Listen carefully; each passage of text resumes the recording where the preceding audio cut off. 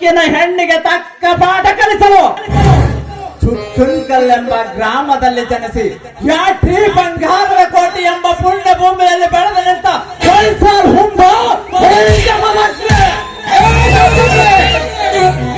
ಹೂವಾಗಿ ಹೆರಳಿ ನಿಂತ ಈ ನನ್ನ ಭಾವಿ ಸತಿಯಾಗಬೇಕಾದ ಈ ರೇಣುಕಗಿರಿ ಬಾಯಿ ಸಿಕ್ಕಂತೆ ಈ ಪಾಟೀಲ್ ಹಾವಾಗಿ ಕಚ್ಚಿ ಕಚ್ಚಿ ಹರಿದು ತಿನ್ನುತ್ತಾನೆ ಈ ನನ್ನ ಗೌರವದ ದೇವನು ಅರೆಯದ ಹೆಣ್ಣಿನ ಮುಂದೆ ಜಂಬ ಕಚ್ಚಿಕೊಳ್ಳುವ ನನ್ನ ಮಗನ ಪಾಟೀಲು ಈ ಜಮದಗ್ನಿಯ ದೇಹವನ್ನು ಉರುಳಿಸಲು ನಿನಗೂ ಸಾಧ್ಯವಿಲ್ಲ, ನಿಮ್ಮ ಅಪ್ಪನಿಗೂ ಸಾಧ್ಯವಿಲ್ಲ.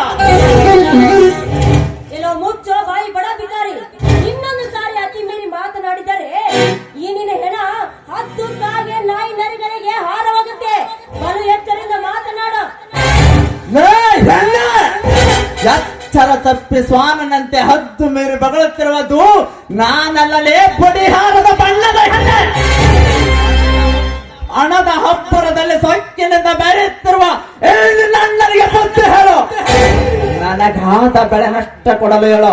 ಅಂದಾಗ ನೀನು ಒಂದು ಹೆಣ್ಣು ಎಂದು ತಿಳಿಯುತ್ತೇನೆ. ಒಂದು ವೇಳೆ ನಮ್ಮ ಅಣ್ಣನಿಗೆ ಬುದ್ಧಿ ಹೇಳಿ ನಿನಗಾದ ಬೆಳೆ ನಷ್ಟ ಕೊಡ್ತಿದ್ದಾರೆ ಏನು ಮಾಡುವೆ? ನಮಗಾದ ಬೆಳೆ ನಷ್ಟ ಕೊಡದಿದ್ದರೆ ಅಣ್ಣ ತಂಗಿಯರಾದ ನಿಮ್ಮಿಬ್ಬರನ್ನು ನಾನು ಕಾಲ್ ಮಟ್ಟಿನ ಕೆಳಗಾಗಿ ತೊಳೆದು ಬಿಡುತ್ತೇನೆ. ಜಮದಗ್ನಿ, ಮಾತಿಗೆ ಮಾತು ಬೆಳೆಸಿದರೆ ಪ್ರಯೋಜನವಿಲ್ಲ. ನಿನ್ನವರ ಲಕ್ಷ್ಮಿಯ ಹತ್ಯೆಯ ಬೆಳೆ ಅರಗಿ ನಾಶ ಮಾಡಿರುವ ನಷ್ಟ ಅದು ಸಾಲದಿದ್ದರೆ ನನ್ನ ಊರ ಮುಂದಿರುವ 2 ಎಕರೆ ಹೊಲ ನಿನ್ನ ಹೆಸರಿಗೆ ಬರೆಯುತ್ತೇನೆ. ಆದರೆ ನಿನ್ನ ಅತ್ತೆಗೆ ಶಬರಿ ಒಂದೇ ಒಂದು ಸಲ ಈ ದೇಸಾಯಿ ಗೌಡನ ಸೂಳೆಯಾಗಿ ಸುಖ ಕೊಡಬೇಕು.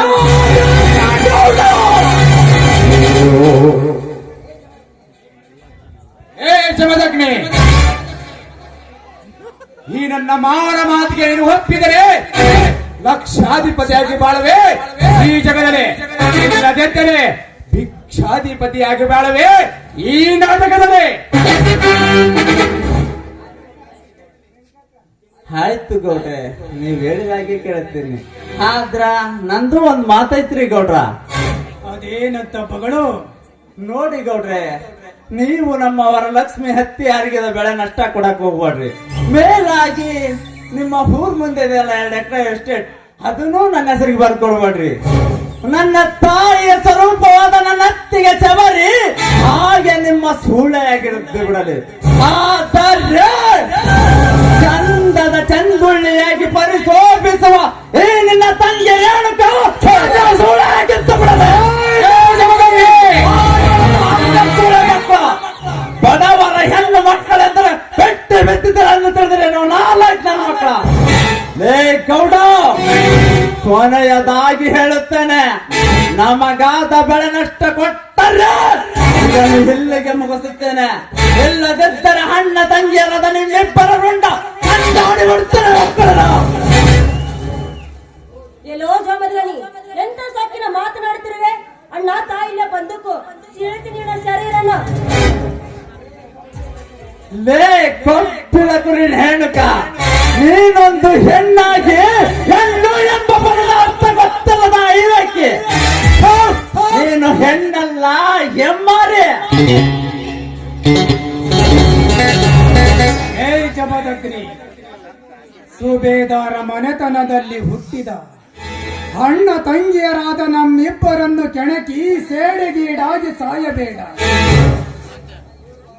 ಈ ನನ್ನ 7 ಬಾರಿನ ಬಂದೂಕಿನ ಬಾಯಿಗೆ ನಿನ್ನನ್ನು ಆವತಿ ಕೊಟ್ಟು ಬೆಟ್ಟದ ತುದಿಯ ಮೇಲಿರುವ ಕಾಡ ಸಿದ್ದೇಶ್ವರನ ಗುಡಿಯ ಬಾಗಿಲಿಗೆ ನೇಣು ಹಾಕದಿದ್ದರೆ ನನ್ನ ಹೆಸರು ದೇಸಾಯಿ ಗತಿ ಮನೆತನದಲ್ಲಿ ಹುಟ್ಟಿದ ದೇಸಾಯಿ ಗೌಡನೇ ಅಲ್ಲ. ನಿನ್ನಂತ ಬಂಡ ಶ್ರೀಮಂತನನ್ನು ಕೆಣಕಿ ಸೇಡಿಗಾಗಿ ಸಾಯಲಂತ ಸಿಕಂಡಿ ಅಲ್ಲಲೇ ಗೌಡ. ಶಿಖಾರಿ ಎನಿಸಿಕೊಂಡಿರುವ ಗಂಡು ಹೊಲೆ. ನನ್ನ ರುಂಡ ತೆಗೆದು ಬೆಟ್ಟದ ತುದಿಯ ಮೇಲಿರುವ ಕಾಡು ಸಿದ್ದೇಶ್ವರ ಬಾಗಿಲಿಗೆ ನೇತಾಕುವ ಪೂರ್ವದಲ್ಲೇ ನಿಬ್ಬರನ್ನು ದ್ಯಾಮವ್ವನ ಹರಕೆ ಕೋಣದಂತೆ ಓಡಾಡಿಸಿ ಕಳೆದು ಆ ರುಂಡಕ್ಕೆ ನಮ್ಮೂರ ಮುತ್ತೈದರು ಮೆಟ್ಟುವ ಮೆಟ್ಟಿನ ಸರ ಹಾಕಿ ಹಡಿಯಿಂದ ಮುಡಿವರೆಗೂ ಮೆರೆಸದಿದ್ದರೆ ನಾನು ಮುತ್ತೈದರ ಮಾಂಗಲ್ಯ ಉಳಿಸಿದ ಮೈದನ ಜಮದಗ್ನೇ ಅಲ್ಲ.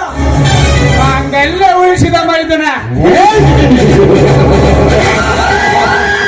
ಹೇ ಜಮದಗ್ನಿ, ಹುಬ್ಬಳ್ಳಿಯ ಹುಂಬ ಕೆರಳಿದ ವೀರ ಕೇಸರಿ ನೀರಾಗಿ ನೀನು ನಮ್ಮಂದಿಗೆ ವೈರತ್ವ ಸಾಯಿಸ ಸಿದ್ಧವಾಗಿ ನಿಂತರೆ ನೆಲ ಕಾಣ ಇಲಿಯಾಗಿ ಸತ್ತು ಸುಡುಗಾಡು ಸೇರುವೆ. ಜೋಡು ಗುಂಡಿಗೆ ಪಡೆದುಕೊಂಡ ಬಂದ ಈ ಪಾಟೀಲ ಕೈಯಲ್ಲಿ ನಿನ್ನ ವರಲಕ್ಷ್ಮಿ ಹತ್ತಿ ಹರಿದು ನಷ್ಟಗೊಳ್ಳಾಗ ನಾವೇನು ಸಣ್ಣಗಳ ಮಗನೇ, ನೀನು ಏನು ಮಾಡ್ಕೊಂತೀಯೋ ಮಾಡ್ಕೋ ಪಚ್ಚ ನನ್ನ ಮಗನೇ. ನಾವಿಬ್ಬರು ನೋಡೇ ಬಿಡುತ್ತೇವೆ ನಿನ್ನ ಪೌರುಷವನ್ನು. ಜಮದಗ್ನಿ, ಹುಲಿ ಬೆಕ್ಕಿನಂತೆ ಸೋದರ ಮಾವ ಅಳಿ ಎಂದರಾಗಿ ಈ ಜಗದಲ್ಲಿ ಜಯ ಬೇರೆ ಸಾಧಿಸಲು ಸಿದ್ಧರಾಗಿ ನಿಂತಿರುವ ಈ ಸರದಾರರಿಗೆ ಸವಾಲಾಕಿದ ನಿನ್ನಂತ ಕುನ್ನಿಗಳಿಗೆ ಬಗ್ಗುವ ಬದುಕು ನಮ್ಮದಲ್ಲ. ಕೈಲಾಗದ ಹೇಡೆಯಂತೆ ಸುಮ್ಮನೆ ಇಲ್ಲಿಂದ ಹೊರಟು ಹೋಗು. ಇದು ನಿನ್ಗೆ first and last warning. You get out. Get out ಎಂದು ಹೇಳುವ ಹೇಸಿಯಣ್ಣ ರೇಣುಕ ಜಾಣನಿಗೆ ಮಾತಿನ ಪೆಟ್ಟು, ಕೋಣನಿಗೆ ಲತ್ತೆ ಪೆಟ್ಟು. ನಿಮಗೆ ಲತ್ತೆ ಪಟ್ಟೆ ಸರಿ. ಲೇ ಮಗನ ಗೌಡ, ನೀವು ನಮ್ಮ ವರಲಕ್ಷ್ಮಿ ಹತ್ತಿ ಬಾರಿ ಹರಗಿದ ಸೇಡಿನ ಪ್ರತಿಕಾರವಾಗಿ ನಾಳೆನೆ ನಿಮ್ಮ ಹೊಲದಲ್ಲಿ ಈ ನಿನ್ನ ತಂಗಿ ರೇಣುಗಳ ಹೆಸರಿಗೆ ಕಟ್ಟಿಸಿರುವ ಕೋಟ್ಯಾಂತರ ಬೆಲೆ ಬಾಳುವ ಎಸ್ಟೇಟ್ ನಾಳೆಯ ದಿನವೇ ಜೆಸಿಬಿ ತರಿಸಿ ಬುಡ ಸಮೇತ ನೆಲಸಮ ಮಾಡುತ್ತೇನೆ. ಇಬ್ಬರಲ್ಲಿ ಗಂಡುಸ್ತನವೆಂಬ ನಲ ಹೆತ್ತರೆ ಒಂದು ತಲೆಯಲ್ಲಿ ಈ ಸಿಂಹದ ಮರಿಯನ್ನು.